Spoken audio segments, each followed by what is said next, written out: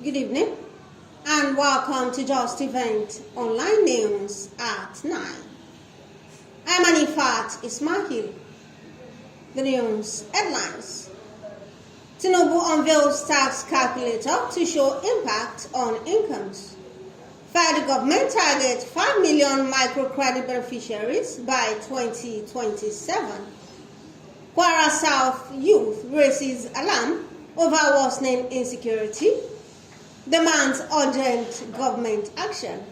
132 Media Network empower youth with free digital media skills bootcamp in Ilorin. Justice system must embrace tech, AGF says. ASUU decries poor retirement package for varsity teachers.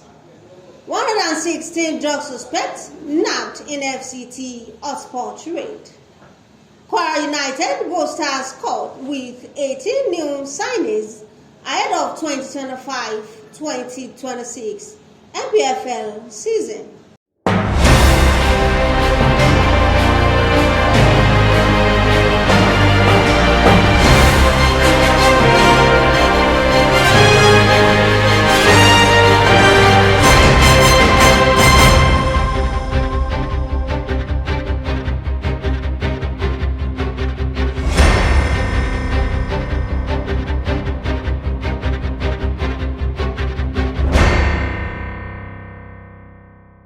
Now the news in details. President Bola Tinubu on Friday urged Nigerians to try a newly launched personal income tax calculator that estimates how much will be paid under the tax reforms his administration recently signed into law. In a post on his official X account, the president said the calculator allows citizens to compare their estimated tax under the proposed reforms with current rates and ensure a clearer understanding of impact on individual incomes. Tinubu said the reforms, which takes effect from January 2026, are intended to establish a fair tax system. The federal government has launched the third phase of its government enterprise and empowerment program known as Renewed Hope JEEP, with a target of reaching 5 million beneficiaries by 2027. Speaking at the National Stakeholders Roundtable in Abuja on Thursday, the National Coordinator and Chief Executive Officer of the National Social Investment Program Agency, Paramosi Lawal, said the new phase represents a recalibration of the scheme anchored on trust, consistency, and accountability. The Kwara South Youth Development Organization, Kwara South Consultative Youth Forum, and other community-based youth organizations, in collaboration with Ibomina Youth Assembly, has raised concern over the spate of worsening insecurity in the region. In a press conference held on Friday at Ibomina House, the group expressed great concern over the rising wave of attacks by bandits, terrorists, and heavily armed gunmen, which has claimed numerous lives, destroyed properties, and displaced entire communities in Kwara South. The youth group demanded urgent and decisive action from both the federal and state government to safeguard lives and property. Our people living on land and Kwara South is under a very high siege by the terrorists. And a lot of our people has been killed, murdered, our lands are devastated, so many people, the farmers cannot go to their farms, and so many communities are in disarray. So because of that, we deem it fit as a youth organization to address the threats so that government can come to our aid. They've been doing it, but they can still do more. Yeah, our appeal to the government is that they should reinforce our district, Senatorial District, that's Kwara South Senatorial District, with heavily armed police force or military personnel so that they can combat these terrorists in our forest. Deploy military forces to restore order and establish permanent military base in affected areas. They also requested for the provision of modern arms and logistics to community hunters and vigilantes to strengthen grassroots defense. They further called on President Bola Tinubu, the National Security Advisor, and Kwara State Governor Abdul Rahman Abdulrazak to rise to their constitutional duty of protecting lives and properties, while emphasizing that failure to act decisively will have severe consequences for Kwara South and Nigeria at large. What I said is that in Kwara South today, I want to challenge all our political gladiators, including Senator Nasiru, Honorable Ibrahim Ajulo-Ope, and Ismail Kayode Tijani. They should all come up now. And most of them that say we have Kwara South in mind, this is the time we need them most. They should all come up and do something for us. Including they listen to the president. This is their homeland. It's bleeding. They should do something. Apart from that, we appreciate the effort of the Kwara State government, bringing the Yeti and some other people, but they should empower our own local security. Our others, they should empower them. Immediately, we want the country immediately, and after that country, we want our local security and the youth that are very committed to their community to do the job for us. The moment they do that, we will know who are those people entering our community unlawfully and to chase them out of the community. The 132 Media Network has concluded its free digital media skill summer bootcamp, an intensive training designed to equip young people with practical knowledge and hands-on experience in the digital media industry. The training, which commenced on Monday, 18th August, and ended on Friday, August 22, exposed the 70 participants to diverse areas, including video editing, drone piloting, camera operation, content creation, storytelling, among others. Founder of 132 Media Network, Mr. Tijani Ajara, said the initiative meant to enlighten participants and broaden their knowledge of digital media. He urged them to make good use of the newfound skills to create opportunities. Recounting on the journey so far, Ajara attributed financial constraints as major challenges faced, while describing the success of the initiative as immense. He charged the government at both federal, state, and local government level on the importance of supporting youth in digital training programs, stressing that such initiative will enhance national growth and job creation.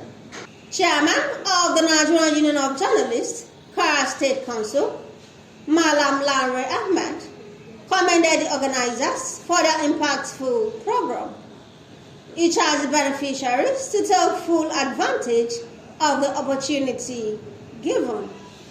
So our message to our participants, our trainees, is to be good ambassador of 132 Media Network, and also to be good ambassador and representative of Nigeria. And also to our well-meaning individuals, especially the authorities, I'm talking about government, they should key into this kind of initiative. However laudable it is, if it is not embraced, by the authority, it will be effort in futility. Appeal to the government, especially this administration, Governor Abdulrahman Abdulrazak, the chairman, Governors Forum, to look into what we are doing and support our strives to better the lot of the people within the society. Thank you so much. The participants also expressed appreciation to 132 Media Network, describing the bootcamp as a rare opportunity. They pledged to put their newly acquired skills into good use in advancing their careers and contributing meaningfully to digital media space and community at large. The Attorney General of the Federation and Minister of Justice, Lateef Fagbemi-San, has ordered departments, units, and directorates of the Justice Ministry to align their priorities with established digital frameworks. Fagbemi gave the directives at the top management retreat organized by the Federal Ministry of Justice, held in Akwa Ibom State on Thursday. The Academic Staff Union of Universities has expressed concern about what it called the poor pension package for its retired members. The union's national president, Professor Christopher Piuna, said this while addressing reporters yesterday in Jos, Plateau State's capital. Piuna said it was disturbing that the introduction of the new contributory pension scheme in 2024 negatively impacted the welfare package of its retired members. The Federal Capital Territory Police Command has arrested 116 suspects in a series of coordinated raids aimed at tackling illicit drug activities across the capital city. The operation was carried out by officers of the Anti-Narcotics Section between August 1st and 21st, 2025. A statement on Thursday by the command spokesperson, Josephine Ade, said items recovered from the raids include various illicit substances and drugs and dried leaves suspected to be cannabis. The last on the news is sport. Kwara United Football Club has strengthened its squad with the addition of 18 new players ahead of the kickoff of 2025-2026 Nigerian Premier Football League season. The new arrivals comprises 7 attackers, 4 midfielders, 5 defenders, and 2 goalkeepers, aimed at giving the Harmony Boys a competitive edge in the upcoming campaign. Speaking during the unveiling ceremony, club chairman Mr. Kumbi Titiloye, represented by the general manager Bashir Badawi, praised the unwavering support of Governor Abdulrahman Abdulrazak and the Kwara State Sports Commission, expressing the readiness of the team ahead of the task ahead. Speaking during the unveiling ceremony, club chairman Mr. Kumbi Titiloye, represented by General Manager Bashir Badawi, praised the unwavering support of Governor Abdulrahman Abdulrazak and the Kwara State Sports Commission, expressing the readiness of the team for the task ahead, while reiterating the NPFL strict stance against betting and other forms of misconduct. Badawi assured that Kwara United players are fully aware of the penalties and are committed to upholding the ethics of the league. Kwara United is a team, a traditional team. As you can see, we are the leader today in Nigeria. Forget about winning the league title, but the main trophy, the most important trophy, the President Federation Cup, is here, and right here in our secretariat. We give glory to God for giving us that trophy, and we are going to represent Nigeria in the CAF Confederation Cup this time.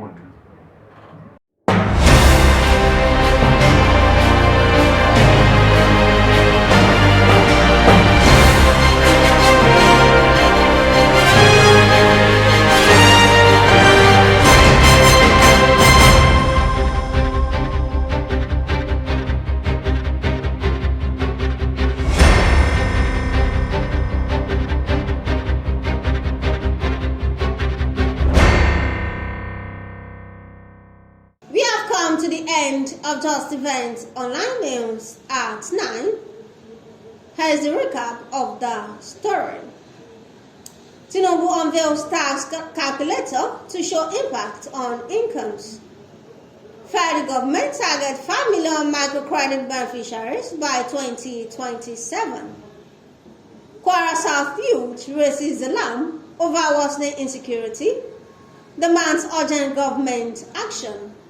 132 Media Network empowers youth with free digital media skills bootcamp in Ilorin. Justice system must be embrace technology, AGF says. ASUU decries poor retirement package for varsity teachers. 116 drug suspects nabbed in FCT hotspot raid. Kwara United Bolsters courts with 18 new sign-in ahead of 2025-2026 NPFL season. Thank you for watching Justeventonline News. Be good to people around you and make a good relationship for a better tomorrow. For more news, visit www.justeventonline.com, and to read more updates, follow us on our social media platforms with a tab at Justeventonline. You can also send us an email on justeventonline@gmail.com. I'm Anifat Ismail. Do have a blessed weekend.